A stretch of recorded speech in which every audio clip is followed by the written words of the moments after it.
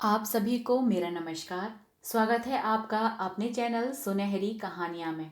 आज की कहानी है खुचर, जिसके लेखक मुंशी प्रेमचंद जी हैं। कहानी शुरू करने से पहले मेरा आपसे विनम्र निवेदन है, यदि आपको मेरे द्वारा सुनाई गई कहानियाँ पसंद आती हैं तो कृपया कहानी को लाइक, शेयर और चैनल को सब्सक्राइब कीजिएगा। आइए सुनते हैं कहानी खुचर। बाबू कुंदन लाल कचहरी से लौटे तो देखा कि उनकी पत्नी जी एक कुंजड़िन से कुछ साग भाजी ले रही है। कुंजड़िन पालक टके सेर कहती है, वह 1.5 पैसे दे रही है। इस पर कई मिनट तक विवाद होता रहा। आखिर कुंजड़िन 1.5 पैसे पर राजी हो गई। अब तराजू और बाट का प्रश्न छिड़ा। दोनों पल्ले बराबर न थे। एक में पसंगा था, बाट भी पूरे ना उतरते थे। पड़ोसिन के घर से सेर आया। साग तुल जाने के बाद अब घाटे का प्रश्न उठा। पत्नी जी और मांगती थी। कुंजड़िन कहती थी, अब क्या सेर दो सेर घाटे में ही ले लोगी बहू जी। खैर, आधे घंटे में वह सौदा पूरा हुआ और कुंजड़िन फिर कभी न आने की धमकी देकर विदा हुई। कुंदन लाल खड़े खड़े यह तमाशा देखते रहे। कुंजड़िन के जाने के बाद पत्नी जी लोटे का पानी लाईं तो उन्होंने बोला, आज तो तुमने जरा सा साग लेने में पूरा आधा घंटा लगा दिया। इतनी देर में तो 1005 का सौदा आ जाता। जरा जरा से साग के लिए इतनी ठाए ठाए करने से तुम्हारा सिर नहीं दुखता। रामेश्वरी ने लज्जित होकर कहा, पैसे मुफ्त में तो नहीं आते। यह ठीक है, लेकिन समय का भी कुछ मूल्य है। इतनी देर में तुमने बड़ी मुश्किल से एक धेले की बचत की। कुंजड़ी ने भी दिल से कहा होगा, कहाँ की गवारन है, अब शायद भूल कर भी इधर ना आए। तो फिर मुझसे तो यह नहीं हो सकता कि पैसे की जगह धेले का सौदा लेकर बैठ जाओ। इतनी देर में तो तुमने कम से कम 10 पन्ने पढ़े होते। कल मेहरी से घंटों सर मारा, परसों दूध वाले के साथ घंटों शास्त्रार्थ किया। जिंदगी क्या इन्हीं बातों में खर्च करने को दी गई है। कुंदन लाल प्राय नित्य ही पत्नी को सदुपदेश देते रहते थे। यह उनका दूसरा विवाह था। रामेश्वरी को आए अभी 2-3 महीने ही हुए थे। अब तक तो बड़ी ननद जी ऊपर के काम किया करती थी। रामेश्वरी की उनसे न पटी। उसको मालूम होता था यह मेरा सर्वस्व ही लुटाए देती हैं। आखिर वह चली गई। तब से रामेश्वरी ही घर की स्वामिनी है। वह बहुत चाहती है कि पति को प्रसन्न रखे। उनके इशारों पर चलती है। एक बार जो बात सुन लेती है गांठ बांध देती है, पर रोज ही तो कोई नई बात हो जाती है और कुंदनलाल को उसे उपदेश देने का अवसर मिल जाता। एक दिन बिल्ली दूध पी गई। रामेश्वरी दूध गर्म करके लाई और स्वामी के सिरहाने रखकर पान बना रही थी कि बिल्ली ने दूध पर अपना ईश्वर प्रदत्त अधिकार समझ लिया। रामेश्वरी यह अपहरण स्वीकार न कर सकी। रूल लेकर बिल्ली को इतनी जोर से मारा कि वह 2-3 लुढ़कियां खा गई। कुंदनलाल लेटे लेटे अखबार पढ़ रहे थे। बोले, और जो मर जाती। रामेश्वरी ने ढिठाई के साथ कहा, तो मेरा दूध क्यों पी गई। उसे मारने से दूध मिल तो नहीं गया। जब कोई नुकसान कर देता है तो उस पर क्रोध आता ही है, न आना चाहिए। पशु के साथ आदमी भी क्यों पशु हो जाए। आदमी और पशु में इसके सिवा और क्या अंतर है। कुंदन लाल कई मिनट तक दया, विवेक और शांति की शिक्षा देते रहे, यहां तक कि बेचारी रामेश्वरी मारे ग्लानि के रो पड़ी। इसी भांति एक दिन रामेश्वरी ने एक भिक्षुक को दुत्कार दिया तो बाबू साहब ने फिर उपदेश देना शुरू किया। बोले, तुमसे ना उठा जाता हो तो लाओ मैं दे आऊं। गरीब को यूं ना दुत्कारना चाहिए। रामेश्वरी ने त्योरियां चढ़ाते हुए कहा, दिन भर तो तांता लगा रहता है, कोई कहां तक दौड़े। सारा देश भिखमंगों से ही भर गया है शायद। कुंदन लाल ने उपेक्षा के भाव से मुस्कुराकर कहा, उसी देश में तो तुम भी बसती हो। इतने भिखमंगे कहां से आ जाते हैं। ये सब काम क्यों नहीं करते। कोई आदमी इतना नीच नहीं होता जो काम मिलने पर भीख मांगे। हाँ, अपंग हो तो दूसरी बात है। अपंगों का भीख के सिवा और क्या सहारा हो सकता है? सरकार इनके लिए अनाथालय क्यों नहीं खुलवाती? जब स्वराज्य हो जाएगा तब शायद खुल जाएं। अभी तो कोई आशा नहीं है, मगर स्वराज्य भी तो धर्म से ही आएगा। लाखों साधु सन्यासी पंडित पुजारी मुफ्त का माल उड़ाते हैं। क्या इतना धर्म काफी नहीं है? अगर इस धर्म में से स्वराज्य मिलता तो कब का मिल चुका होता। इसी धर्म का प्रसाद है कि हिंदू जाति अभी तक जीवित है, नहीं कब का रसातल पहुंच चुकी होती। रोम, यूनान, ईरान, सीरिया, किसी का अब निशान भी नहीं है। यह हिंदू जाति है जो अभी तक समय के क्रूर आघातों का सामना करती चली जाती है। आप समझते होंगे हिंदू जाति जीवित है। मैं तो उसे उसी दिन मरा हुआ समझती हूं जिस दिन से वह अधीन हो गई। जीवन स्वाधीनता का नाम है, गुलामी तो मौत है। कुंदन लाल ने युवती को चकित नेत्रों से देखा। ऐसे विद्रोही विचार उसमें कहां से आ गए? देखने में तो वह बिल्कुल भोली थी। समझे कहीं से सुन सुना लिया होगा। कठोर होकर बोले, क्या व्यर्थ का विवाद करती हो? लजाती तो नहीं, ऊपर से और बकबक करती हो। रामेश्वरी यह फटकार पाकर चुप हो गई। एक क्षण वहां खड़ी रही, फिर धीरे धीरे कमरे से चली गई।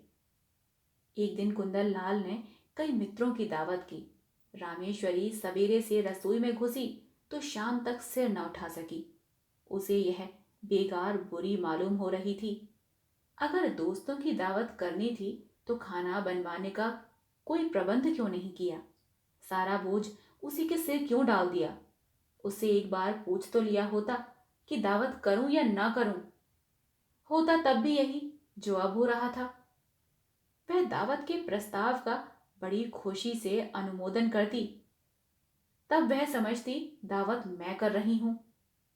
अब वह समझ रही थी मुझसे बेगार ली जा रही है।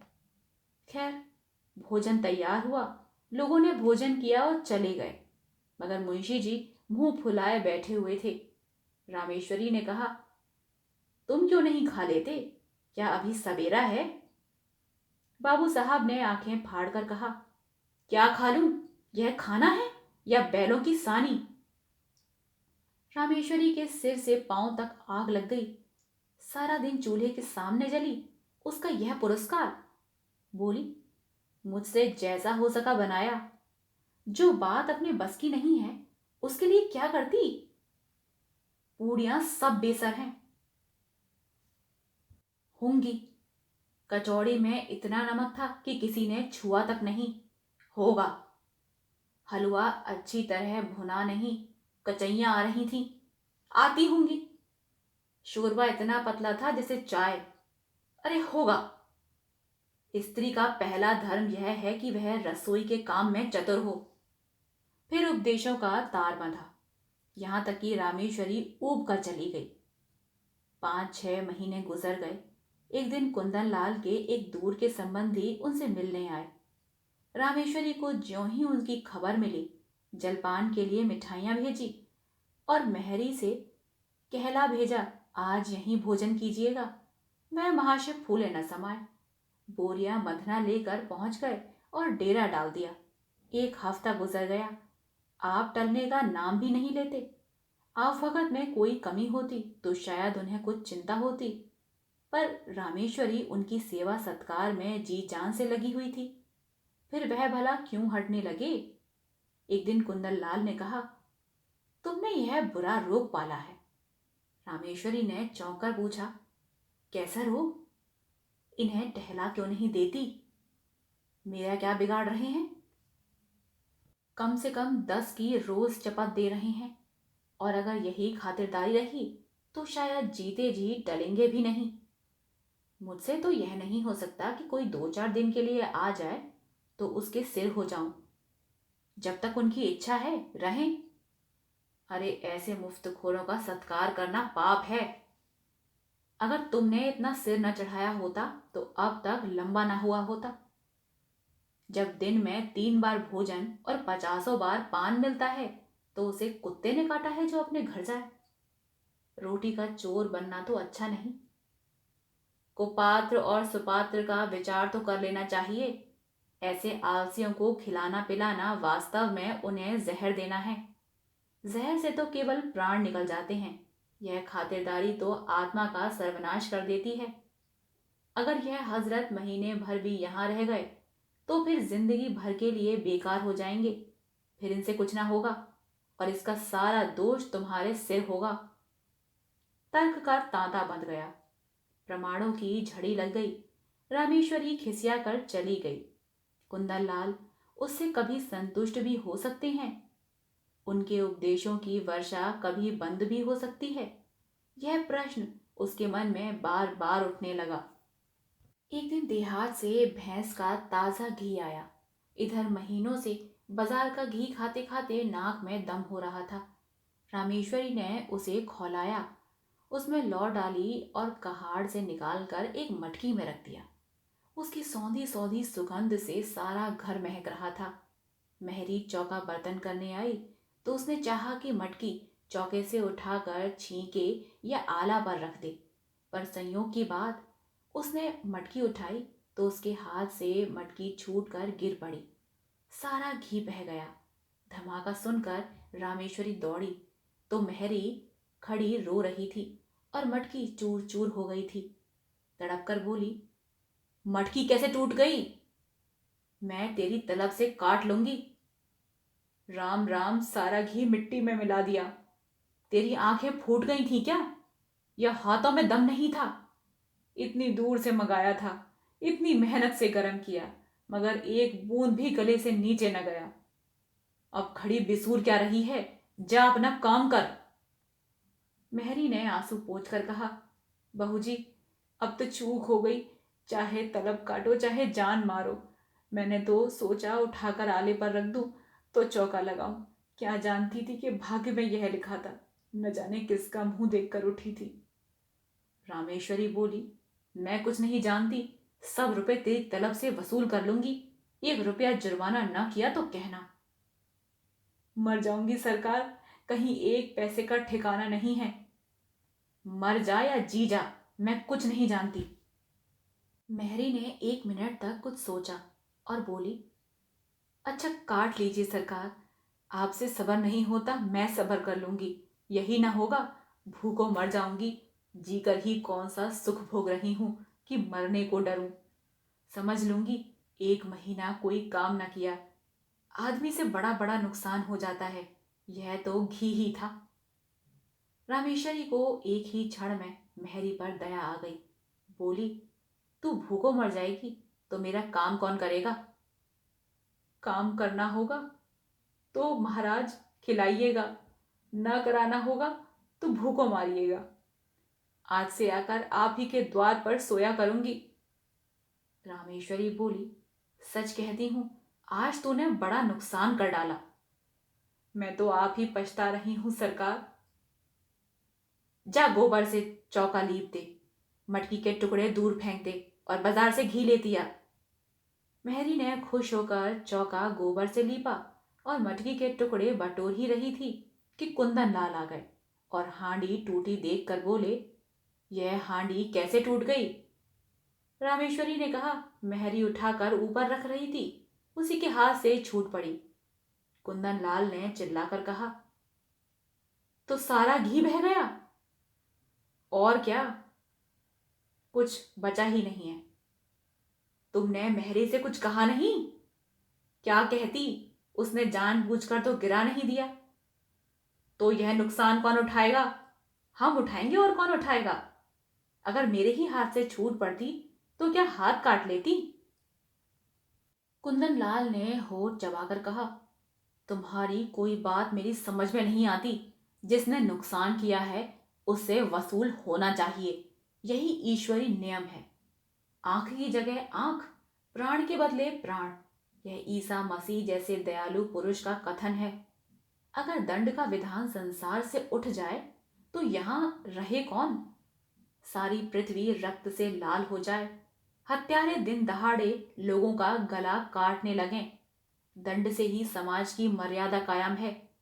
जिस दिन दंड न रहेगा संसार न रहेगा। मनु आदि स्मृतिकार बेवकूफ नहीं थे। कि दंड न्याय को इतना महत्व दे गए, और किसी विचार से नहीं, तो मर्यादा की रक्षा के लिए दंड देना आवश्यक माना गया है।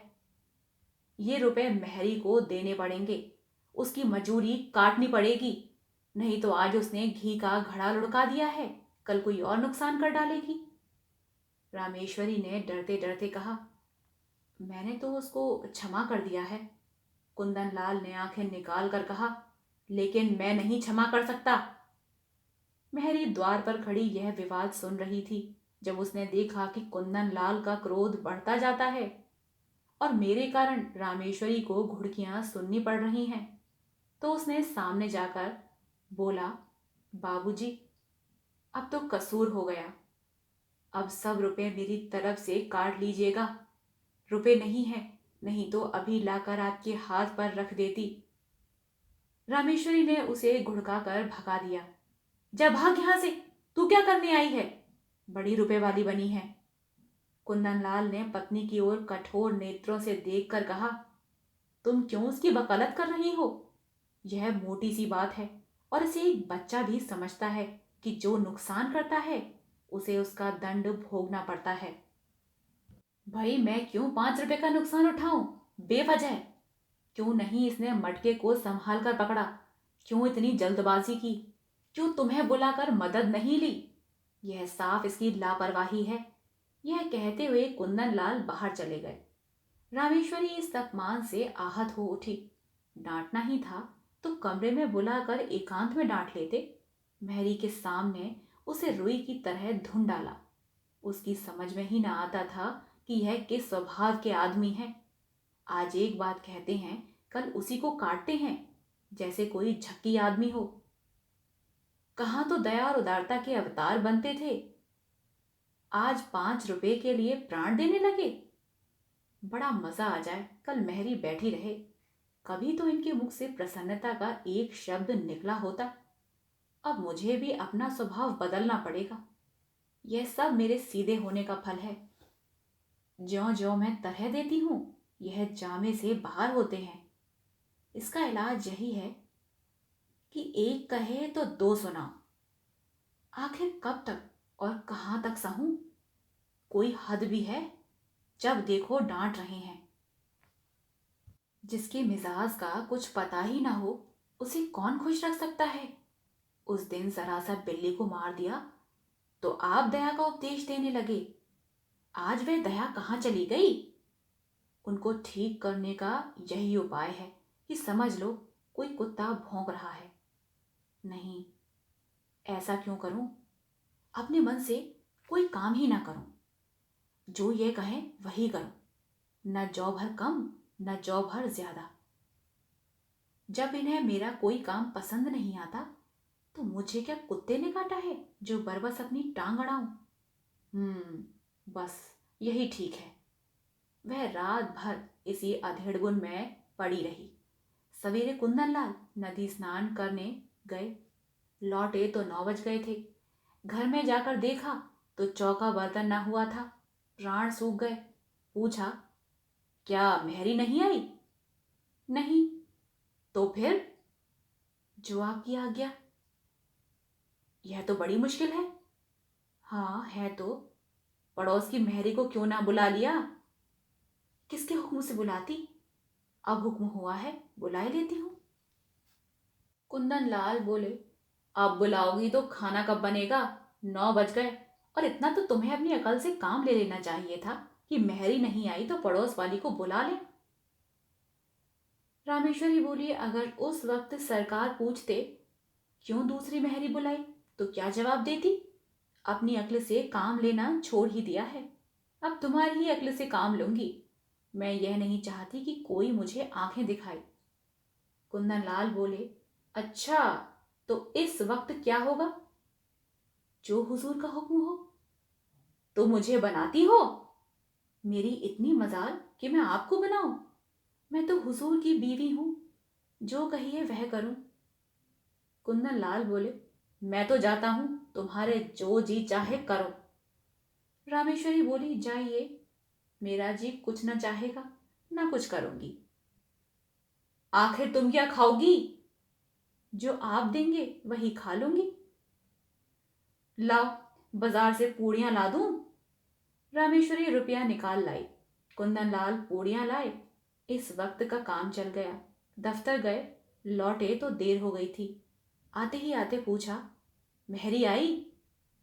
नहीं। मैंने तो कहा था पड़ोस वाली को बुला लेना। बुलाया था, वह 5 रुपए मांगती है। कुंदन लाल बोले, तो 1 ही रुपए का तो फर्क था, क्यों नहीं रख लिया? मुझे यह हुक्म न मिला था। मुझसे जवाब तलब होता कि 1 रुपया ज्यादा क्यों दे दिया। खर्च की किफायत पर उपदेश दिया जाने लगता तो क्या करती? तुम बिल्कुल मूर्ख हो। हाँ बिल्कुल। तो इस वक्त भी भोजन ना बनेगा? रामेश्वरी बोली, मजबूरी है। कुंदन लाल सिर थाम कर चारपाई पर बैठ गए। यह तो नई विपत्ति गले पड़ी। पूड़ियां उन्हें रुचती न थीं। जी में बहुत झुंझलाए। रामेश्वरी को 2-4 उल्टी सीधी सुनाई, लेकिन उसने मानो सुना ही नहीं। कुछ बस न चला तो मेहरी की तलाश में चल निकली। जिसके यहां गए मालूम हुआ मेहरी काम करने चली गई। आखिर एक कहार मिला, उसे बुला लाए। कहार ने 2 आने लिए और बर्तन धोकर चलता बना। रामेश्वरी ने कहा, भोजन क्या बनेगा? कुंदन लाल बोले, रोटी तरकारी बना लो या इसमें कुछ आपत्ति है? तरकारी घर में नहीं है। दिन भर बैठी रहती हो, तरकारी भी ना लेते बना? अब इतनी रात गए तरकारी कहाँ मिलेगी? मुझे तरकारी ले रखने का हुक्म न मिला था। मैं पैसा धेला ज्यादा दे देती तो? कुंदन लाल ने विवशता से दांत पीस कर कहा, आखिर तुम चाहती क्या हो? रामेश्वरी ने शांत भाव से जवाब दिया, कुछ नहीं, केवल अपमान नहीं चाहती। कुंदन लाल बोले, तुम्हारा अपमान कौन करता है? रामेश्वरी बोली, आप करते हैं। कुंदन लाल बोले, तो मैं घर के मामले में कुछ ना बोलूं? आप ना बोलेंगे तो कौन बोलेगा? मैं तो केवल हुक्म की ताबेदार हूं। दाल रोटी पर रात कटी। दोनों आदमी लेटे। रामेश्वरी को तो तुरंत नींद आ गई। कुंदनलाल बड़ी देर तक करवटें बदलते रहे। अगर रामेश्वरी इस तरह सहयोग न करेगी तो एक दिन भी काम न चलेगा। आज ही बड़ी मुश्किल से भोजन मिला है। इसकी समझ ही उल्टी है। मैं तो समझता हूं यह समझती है कि डांट रहा हूं। मुझसे बिना बोले रहा भी तो नहीं जाता।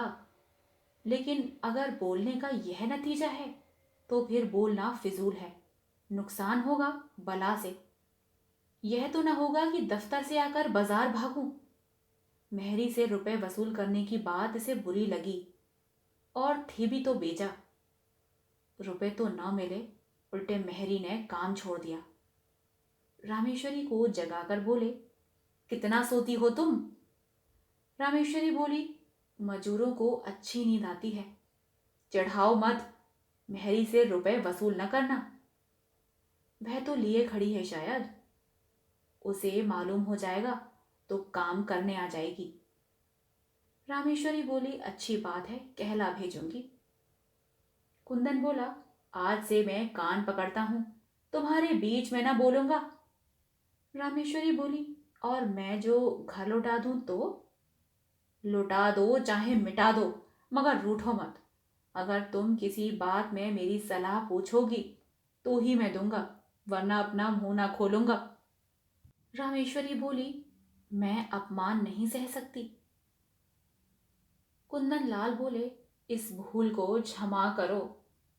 सच्चे दिल से कहते हो ना? कुंदन लाल बोले, हाँ हाँ, सच्चे दिल से।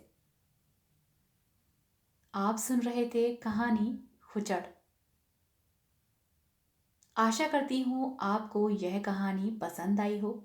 कहानी पसंद आई हो तो कृपया कहानी को लाइक, शेयर और चैनल को सब्सक्राइब कीजिएगा। मिलते हैं एक नई कहानी के साथ। तब तक के लिए धन्यवाद।